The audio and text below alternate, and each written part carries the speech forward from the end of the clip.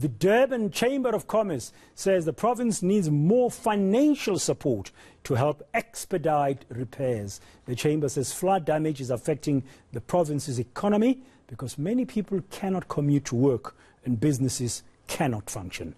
Let's talk about this now with Gladwin Malishe from the Durban Chamber of Commerce. Mr. Malishe, good afternoon. Welcome to Today here on eNCA. It's a very tough position to be in, especially for businesses, commerce. We've seen the visuals. We know the extent of the damage. But if you can sum it up for us as we begin this interview, how bad are things?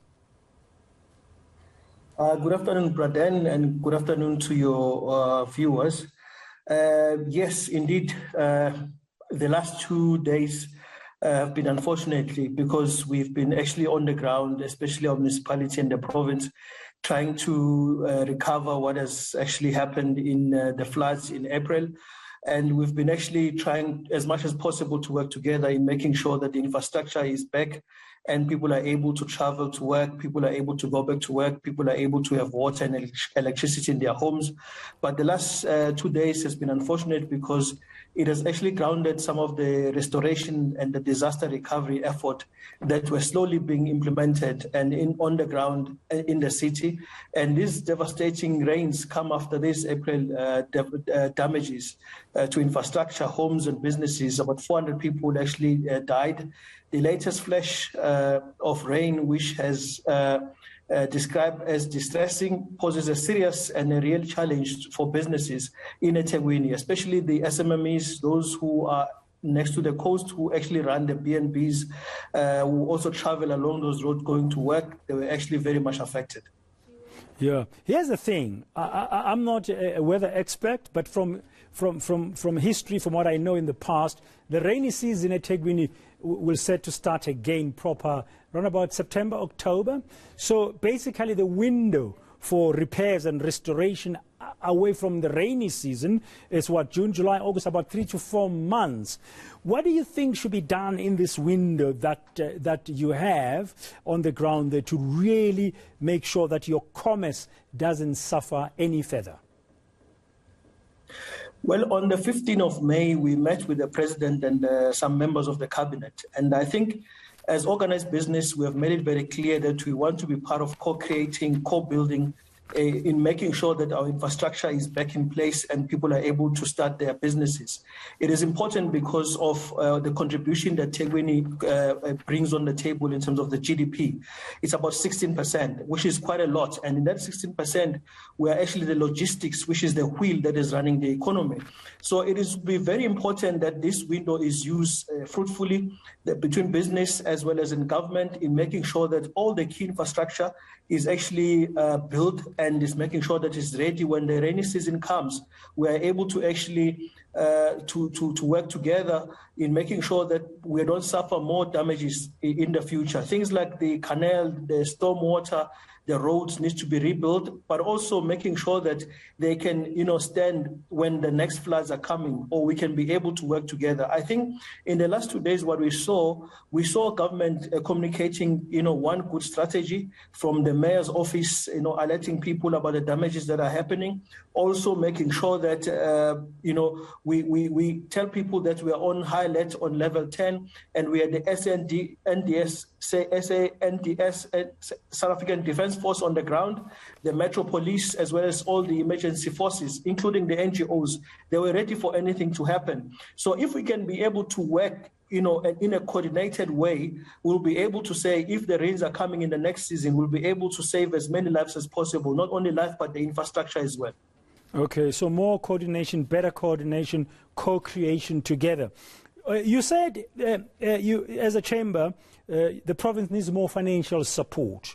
Can you unpack what other kind of support you think will be needed in this window? Well, I think the support will be mainly on the new plans. I think the city needs, new plans in terms of the human settlement. We are concerned about that as business because that's where the workers stay. We need to make sure that, the livelihood is better for our employees, wherever they are. So one, we need to make sure that they're living in better places. Number two, they're able to be transported to work in a proper transport, in a proper road. So it actually brings an opportunity for business as well as government to work together to find solution, restructure, co-create, have a different vision or a better vision. Now that we know that we've got floods like that one that we have, and we've got the change in weather, what do we do moving forward? So we don't need to put money on the old infrastructure just to bring it back, but we need to make sure we are planning for the future. We are planning for more disasters that are coming, but also we are making sure that if disasters are coming, our people are safe, the businesses are safe. So money on its own is not going to be a solution, but the solution will be working together, co-creating, rehabilitating, the human settlement, and making sure that people are getting better places to stay and they're able to be, ferried to work.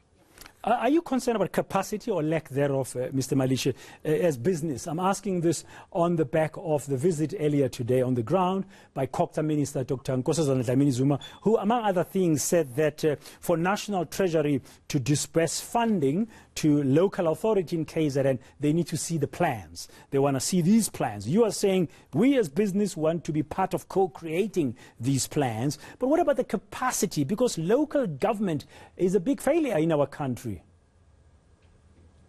Yeah, that's where we want to come in, because we know that, we can't have the similar capacity. You'll find that in the private sector, you have got more engineers who could be able to deal with the road infrastructure, and they can be able to better manage some of the finances. So I think the minister, for asking for plans, one, it's giving us hope that, this money is not going to get lost, because you need to put money where the plan is. So we actually applaud that and say, that was a good decision. Number two, I think it's important to look at what we have as business sector and what does government have, and how can we integrate that in making sure that we actually bring a proper plan that's going to speak to the new infrastructure, speak to the new human settlement, and also making sure that it touches everyone in the city, including the one who's sitting, in the shack, the one who's not working, who might actually, this be an opportunity for them to get employment, whether it's temporary, but that will actually bring something on the table for them. So we need to work together in making sure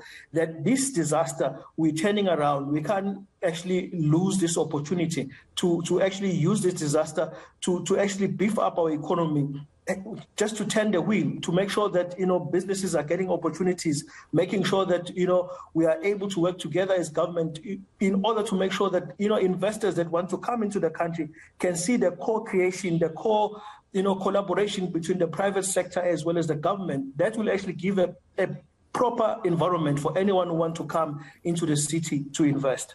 Thank you very much. That's Gladwin Malishe. He's from the Durban Chamber of Commerce.